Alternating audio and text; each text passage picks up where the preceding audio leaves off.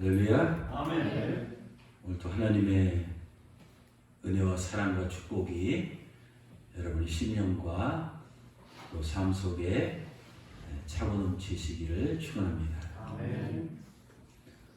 구약 성경에서 토라라고 부르는 이 모세오경이 있습니다. 우리가 잘 알듯이 5권의 성경으로 구성되어 있습니다. 5권의 제목은 창세기, 출애굽기, 레위기, 민수기, 신명기로 불립니다. 그런데 5권은 원래 원문인 히브리어로 된 다른 제목들을 갖고 있습니다. 그 히브리어 제목들은 각 책에서 시작되는 첫 문장, 첫 음절, 두 번째 문절에서 그 제목을 따왔습니다. 오늘 본문 출애굽기의 히브리어 원문은 어떻게 시작되냐면 이것들이 이름들이다 라는 말로 시작이 됩니다. 여기서 이름은 히브리어로 쉐모드인데 따라서 출애굽기의 히브리어 제목은 출애굽기가 아니라 뭐요? 이름을 뜻하는 쉐모드입니다. 배워둡시다. 쉐모드가 이름인데 출애굽기의 원래 히브리 제목이다. 말하자면 오늘 본문인 이 출애굽기는 이름의 책이라는 뜻입니다. 때문에 성경 기자는 하나님의 역사에서 중요한 이름들을 열거하면서 출애굽기를 시작하고 있는 것을 보게 됩니다. 그러면 어떤 이름들이 출애굽기의 이 서두를 장식하고 있습니까? 첫째로 1절에 보면 야곱의 이름이 등장합니다. 둘째로 2절에서 6절에 보면 이스라엘의 12지파를 대표하는 야곱의 12아들들의 이름이 등장합니다. 그런데 여러분, 세 번째로 누구의 이름이 등장하는 줄 아십니까? 8절과 11절에 보면 애굽의 왕이 등장하는데 그의 이름은 나오지 않습니다. 바로라는 말은 애굽 왕을 가리키는 대명사지 고유명사인 이름은 아닙니다. 또 세 번째로 등장하는 이름은 모세의 이름도 아닙니다. 또 모세 어머니의 이름도 아닙니다. 또한 나일강에서 갈대 상자에 버려진 아기 모세를 구한 바로 공주의 이름도 등장하지 않습니다. 이 출애굽기 이름이란 책에서 세 번째로 등장하는 인물은 의외의 인물입니다. 바로 2명의 히브리 산파의 이름입니다. 오늘 15절입니다. 애굽 왕이 히브리 산파 시브라라고 하는 사람과 부하라 하는 사람에게 말하였다. 성경 기자는 그저 히브리 산파라고 기록하지 아니하고 그 두 여인의 이름을 의도적으로 구체적으로 명시를 하고 있습니다. 여러분, 그것은 무엇을 의미합니까? 그것은 이 두 이름의 여인은 이스라엘 역사에서 또 특별히 출애굽의 이 사건에서 또 모세 오경에서 매우 중요한 위치를 차지하고 있다는 뜻입니다. 말하자면 두 여인은 이스라엘 후손들이 결코 잊어서는 안 돼. 후대 사람들이 반드시 기억해야만 하는 이 중요한 이름이라는 뜻입니다. 그림 한번 보시기 바랍니다. 출애굽기는 전체가 40장으로 구성되어 있습니다. 그 두 여인은 출애굽기 1장의 주인공들입니다.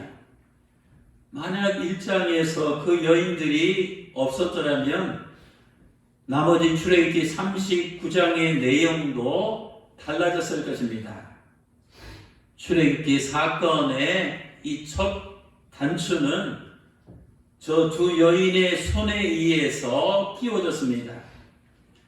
하나님께서는 출애굽 사건을 위해서 2장에서 모세를 태어나게 하시고 3장에서 모세를 부르시기 전에 1장에서 먼저 시브라와 부하를 부르셨습니다.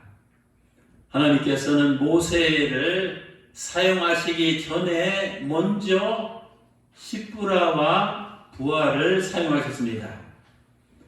모세가 출애굽의 주인공이라며 시브라와 부하는 입애굽의 주인공입니다. 입애굽은 이스라엘 백성들이 애굽에서 번성하고 강한 민족으로 확실히 정착해 가는 과정을 말합니다. 오늘 본문 20절입니다. 하나님께서 그 산파들에게 은혜를 베푸시니 그 백성은 번성하고 매우 강해지니라. 이스라엘 백성이 애굽 땅에서 크게 번성하고 매우 강성해진 이유는 바로 산파들 이 두 사람 덕분이라는 것입니다. 이처럼 출애굽이란 이 대장정의 역사는 시브라와 부하 이 두 사람의 이름을 언급하지 않고는 제대로 이해할 수가 없습니다. 그래서 출애굽기 1장에 그 두 여인의 이름이 등장하게 됩니다. 그러면 사랑하는 성도 여러분, 그 두 여인은 도대체 무엇을 어떻게 하였길래 출애굽기 1장에서 그들의 이름이 등장하고 있습니까? 오늘 본문 8절 이하를 보면 그 이유를 알 수 있습니다. 가나안 땅에서 애굽으로 이주한 야곱의 후손들은 당시 애굽의 총리였던 요셉의 덕분에 정착을 잘하고 이제 번성을 했습니다. 그런데 기둥같이 의지하던 요셉이 죽고 그 요셉을 강력하게 후원하던 이 바로 왕도 죽었습니다. 이제 요셉을 잘 알지 못하는 새로운 왕이 애굽 땅을 다스리게 되었습니다. 그런데 새 왕이 등극해서 보니 애굽에 거주하는 이방 민족 이스라엘 민족이 그 나라의 안보에 아주 큰 위협이 되고 있음을 알게 되었습니다. 오늘 9절에서 13절에 있는 말씀입니다. 그가 자기 백성들에게 바로가 이렇게 말하였다. 보아라, 너희들이 보듯이 이스라엘의 자손들이 그 수가 너무 많고 강하여 우리에게 점점 위협이 되고 있다. 이제 우리는 머리를 써서 그들을 지혜롭게 잘 컨트롤 다스려야 한다. 그렇지 않으면 그들의 수가 점점 더 불어나서 많아져서 전쟁이 일어나게 될 때 그들이 우리의 적과 합세하여 우리를 치고 이 땅 위에서 달아날 것이다. 그래서 이집트 사람들은 그들을 노예로 삼아 그들을 다스릴 감독들을 세우고 강제 노동으로 그들을 괴롭혔으며 또 이스라엘 자손들은 바로를 위하여 국고성인 비돔과 람셋을 건축하였다. 이집트 사람들은 이스라엘 사람들을 두려워하여 더욱 혹독한 일로 그들의 생활을 괴롭히며 진흙을 이겨 벽돌을 굳게 하고 여러 가지 고된 농사 일을 시키면서 그들을 아주 잔인하게 복사시켰다. 그런데 여러분, 이스라엘 민족은 애굽에서 학대를 받으면 받을수록 웬일인지 더욱더 번성하고 그 수가 엄청나게 늘어났습니다. 고대 국가에서 그 나라의 국력은 그 나라의 백성수, 인구수에 절대적으로 비례했습니다. 이스라엘 민족의 수가 급격하게 팽창하자 위협을 느낀 애굽 왕은 이제 특단의 조치를 단행하지 않으면 안 됐습니다. 그것이 뭐냐면 아예 이스라엘 민족의 이 씨를 말리는 겁니다. 인종 청소, 이 숙청을 단행한 것입니다. 때문에 왕은 이스라엘 민족을 말살하기 위해서 끔찍한 이 잔인한 명령을 내렸습니다. 오늘 15절과 16절입니다.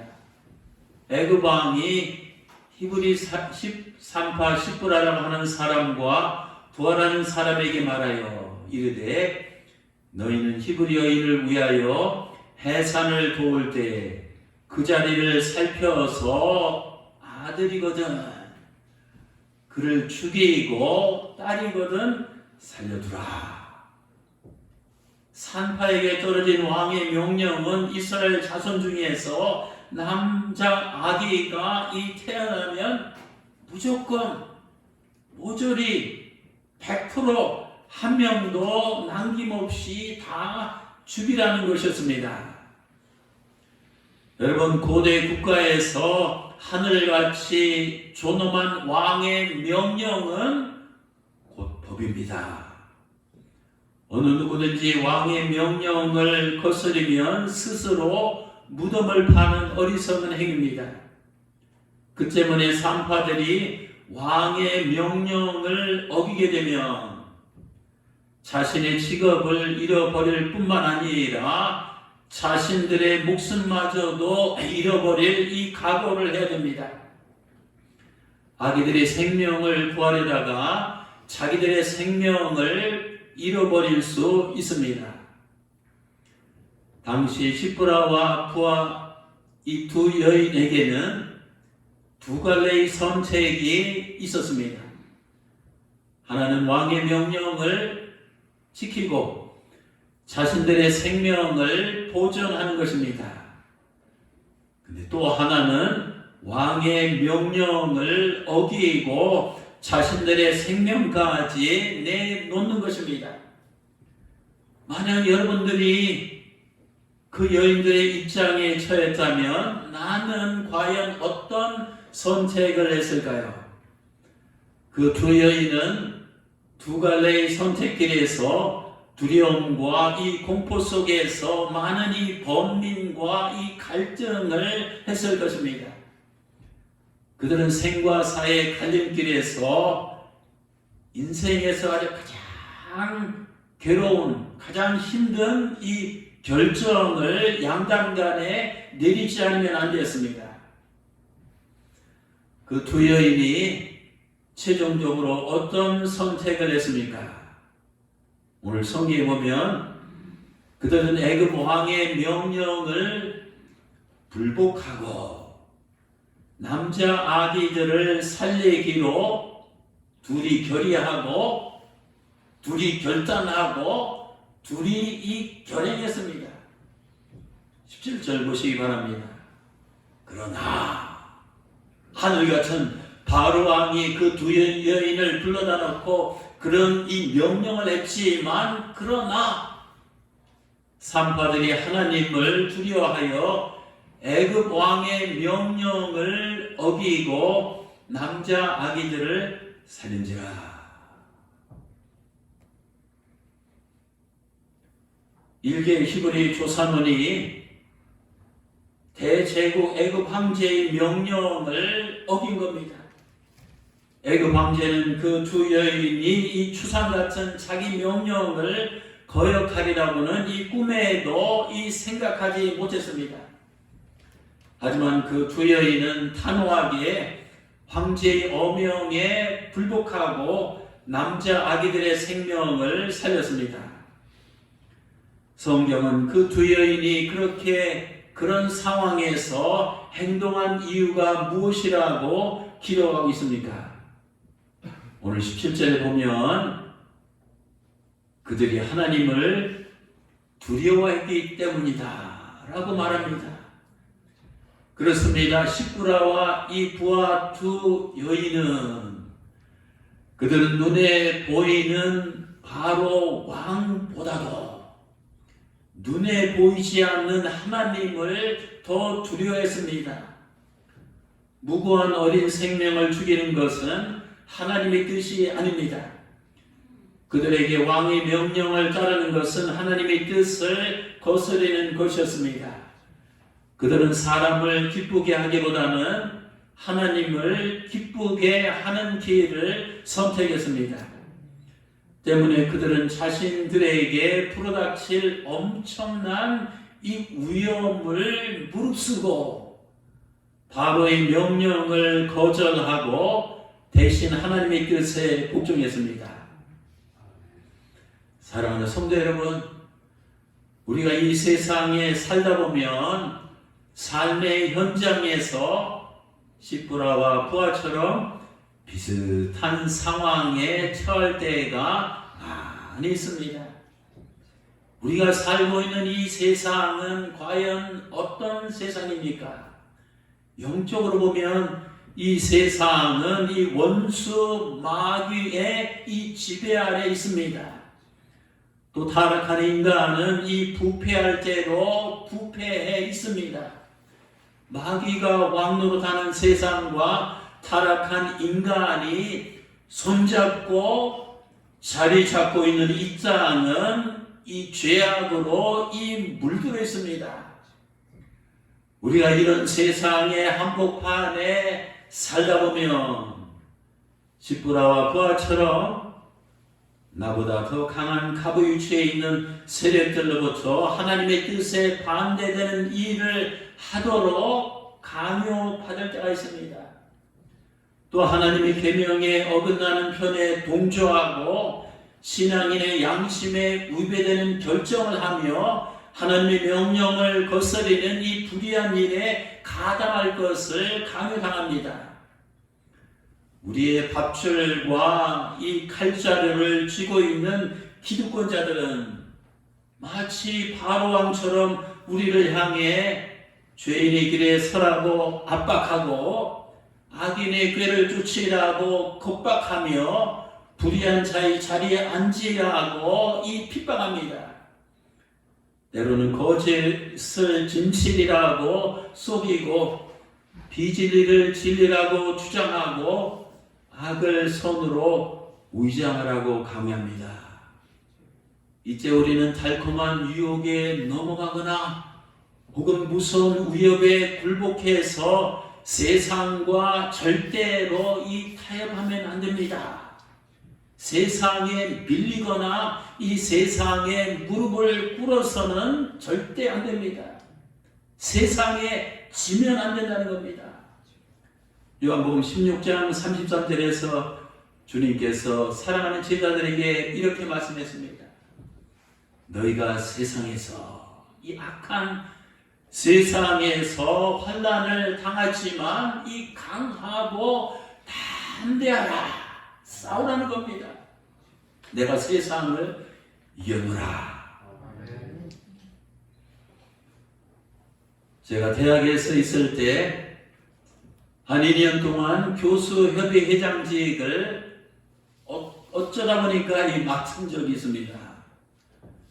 그런데 안타깝게도 그때는 학교 당국이 아주 옳지 못한 방법으로 자신들의 마음에 들지 않는 교수들을, 소위 미운 철이 박힌 교수들을 이런 조건 저런 조건을 달아서 제임명을 탈락시키고 해임을 시킬 때입니다. 전체 교수에 들어가면 무슨 크레물린 아니 김일성 무슨 노동당 의처럼 아주 차갑게 다 얼어붙어 있습니다. 이게 뭐 대학 교수들의 이 회의입니까? 막 살벌했습니다. 그때 안타깝게도 한 교수가 제임명 조건을 다 갖췄음에도 불구하고 억울하게 제임명에서 이 탈락이 됐습니다. 저는 협의회장으로서 그 일을 해결하려고 당시 광화문에 있는 정부 종합청사의 교육공무원을 만나러 가는 중이었습니다. 이제 대를 건너서 청사 건물에 들어가려고 하는데 우리 학교 교무처에서 이 직원이 저한테 연락이 왔습니다. 그것은 뭐냐면 학교 당국에서 학교에서 칼자를 쥐고 있는 제일 최고 위원들이 방금 회의를 했는데 최종적으로 결정한 사항을 저에게 최후 통첩을 하는 전화였습니다. 제 학교가 정한 그 시점까지 교육에서 운영하는 인터넷 카페와 이 모든 활동을 즉시 중단하지 않으면 중대한 조치를 취하기로 결정했다는 겁니다. 그 전화는 저를 위협하는 이 협박성 최후 통지였습니다. 제가 그때 거기서 꼬리를 내리면 아무 일도 없습니다. 하지만 저는 신앙 양심상 도저히 이 불의 앞에서 무릎을 꿇을 수가 없었습니다. 오케이, 이번 일로 학교에서 잘리면 잘리리라 다짐했습니다. 그리고 연구실 책상 밑에 제 사표장을 미리 다 써놓고 시부라와 부하처럼 학교의 그 명령을 어겼습니다. 사랑하는 성도 여러분, 그 당시 시부라와 부하가 하나님을 두려워하지 않았더라면 아마 바로의 명령에 순순히 굴복하며 따랐을 것입니다. 그들이 하나님을 경외하지 않았더라면 당시 아무런 갈등도 아무런 이 범민도 없이 그저 명령에 따라서 남자 아이들을 태어나는 족족 다 죽였을 것입니다. 만약 그들이 그 당시 날라리 신자였다면, 무늬만 신자였다면, 나이롱 신자였다면 아마 그렇게 했을 것입니다. 하지만 시부라와 부하 그들은 하나님 앞에서 도저히 그렇게 할 수 없습니다. 우리가 남자아이를 살리다가 죽으면 죽었지 하나님 앞에서 또 자기 안에 있는 하나님의 영이 도저히 이 바로의 명령을 이제 따르게 할 수 없는 것입니다. 여러분, 이것이 신앙입니다. 이것이 믿음입니다. 이것이 진짜 이 참성도가 이 세상에서 이 살아가는 이 모습입니다. 우리가 이 세상에서 이 땅에서 뭐 세상과 적당히 타협하면서 양다리를 걸치고 살아가면 뭐 갈등도 치열한 범민도 없습니다. 뭐 핍박도 고난도 없습니다. 욕먹을 일도 없고요. 손해볼 일도 없습니다. 하지만 시부라와 이 부하처럼 하나님을 두려워하며 경건하고자 의롭고자 살려고 하면 할수록 많은 어려움을 봉착하게 되고 수많은 이 적들이, 때로는 이 강적들이 나타나는 것을 보게 됩니다. 성경에 보면 우상 앞에 절하라는 왕의 명령을 거부했던 사드락과 메삭과 아벳느고가 그것 때문에 극심한 고난을 받고 뜨거운 용광로 불 속에 던짐을 당했습니다. 또 어느 누구 앞에서든지 절하거나 기도하지 말라는 왕의 명령을 거부했던 다니엘도 그것 때문에 이 고난을 겪고 굶주림이 사자 불 속에 던짐을 당했습니다. 또 중세 가톨릭의 부패상을 신랄하게 비판하던 그 입장을 캔슬, 철회하라는 교황의 명령을 거부했던 루터가 그것 때문에 파문을 당하고 극심한 이 고초를 겪었습니다. 또 신사 참배하라는 일본 천황의 명령을 거부했던 이 주기철 목사님이 그것 때문에 온갖 이 핍박을 받고 투옥이 됐습니다. 디모데후서 3장 12절입니다. 무릇 그리스도 예수 안에서 경건하게 살고자 하는 자는 박해를 받으리라. 여러분, 우리가 사는 이 세상이 바로 애굽 땅입니다. 바로 같은 힘 있는 자들이 우리에게 이래라 저래라 이 불의한 명령을 내릴 때가 있습니다. 만약 시프라와 부하가 애굽 세상을 사랑하고 바로를 두려워했더라면 좁고 힘든 길 대신 넓고 쉬운 길로 걸어갔을 것입니다. 하지만 그들은 부하와 이 시프라는 남들이 볼 때는 길치처럼, 여러분 길치 알죠? 길치처럼 넓은 길 대신 이 좁은 길로 갔습니다. 또 백치처럼 흥하는 길보다는 이 망하는 길에 섰습니다. 또 천치처럼 사는 길보다 이 죽는 길을 택했습니다.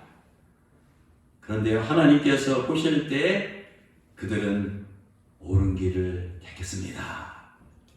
그들은 생명의 길을 택했습니다. 그들은 이 축복의 길을 택했습니다. 주님께서 마태복음 7장 13절에서 14절에 이렇게 말씀하셨습니다. 좁은 문으로 들어가라. 멸망으로 인도하는 문은 그 길이 넓어 그리로 들어가는 자가 많고 생명으로 인도하는 문은 좁고 길이 협착하여 찾는 이가 조금이니라. 사랑하는 성도 여러분, 하나님께서는 오늘도 애굽 같은 이 세상에서 시프라와 부하 같은 이 성도를 찾고 계십니다. 그들은 그 당시에 모세 같은 위대한 영도자가 아니었습니다. 또 여호수아 같은 걸출한 장군도 아니었습니다. 또 아론같이 뛰어난 제사장도 아니었습니다. 또 야곱 같은 훌륭한 족장도 아니었습니다. 또 요셉 같은 이 막강한 총리도 아니었습니다. 게다가 엄밀히 따져보면 그들의 인종적으로 분석해보면 어느 족속인지도 모릅니다. 유대인인지 애굽인지 제3, 4의 민족인지도 사실 모릅니다. 만일 히브리 족속이라면 혈통적으로 어느 지파에 속했는지도 모릅니다. 그러나 우리가 그 두 여인에 관해서 확실히 알 수 있는 것은 그 두 사람은 우리와 똑같은 지극히 이 평범한 사람들이었다는 것입니다. 더구나 우리가 간과해서 안 될 사실은 그들은 출애굽 사건을 일으키기 위해서 히브리 민족을 모아놓고 거창한 설교나 웅변적인 스피치, 연설을 하지 않았습니다. 또 애굽 바로의 국정에 조직적으로 항거하며 혁명적인 거사를 도모하지도 않았습니다. 그들은 당시 그럴 만한 자격과 능력도 없는 평범한 아낙네들이었습니다. 그들의 일터는 산모의 이 고통소리가 울려 퍼지고 아기의 이 울음소리가 들리는 곳입니다. 또 그들의 일터는 아무도 보지 않도록 커튼으로 가려진 어두운 침침한 곳입니다. 또 그들의 일터는 별로 유쾌하지 않은 냄새가 진동하고 사방으로 이 피범벅이 되어 있는 곳입니다. 그들의 일터는 아무도 머무르고 싶지 않은 곳입니다. 아무도 알아주지 않는 곳입니다. 소위 세상에서 이 큰 일을 하려는 사람은 아무도 가려고 하지 않는 곳이었습니다. 시프라와 부하는 바로 그곳에서 바로의 명령을 받았습니다. 만약 그들이 그곳에서 바로의 명령대로 그대로 실행했더라면, 그래서 히브리 민족의 씨가 말라갔다면 그들은 왕의 칭송과 큰 상급을 받았을 것입니다. 그 지겨운 자리를 떠나서 좋은 자리로 승진하고 높은 자리에 영전했을 것입니다. 하루아침에 그들의 신세가 바뀌고 이 팔자가 펴졌을 것입니다. 하지만 그들은 그곳에서 바로의 명령보다는 하나님의 명령을 붙잡았습니다. 악과 손을 잡기보다는 이 선과 이 손을 잡았습니다. 죽음의 편에 서기보다는 생명의 편에 섰습니다. 세상의 뜻에 굴복하기보다는 하나님의 뜻에 복종했습니다. 하나님은 바로 그곳에서 그들을 부르셨습니다. 그들을 출애굽의 서막을 알리는 이 주인공으로 삼으셨습니다. 만약 그때 그 상황에서 시므라와 부하가 바로의 명령을 따랐더라면 이스라엘 민족의 운명은 달라졌을 것입니다. 하나님께서는 말하자면 그들이 손을 통해서 그 두 여인의 손을 통해서 이스라엘 민족의 대가 끊어지지 않도록 하셨습니다. 아브라함의 자손이 하늘의 별과 같이 바닷가의 모래처럼 번성하게 하신다는 하나님의 약속이 그 두 여인의 손을 통해서 실현되게 하셨습니다.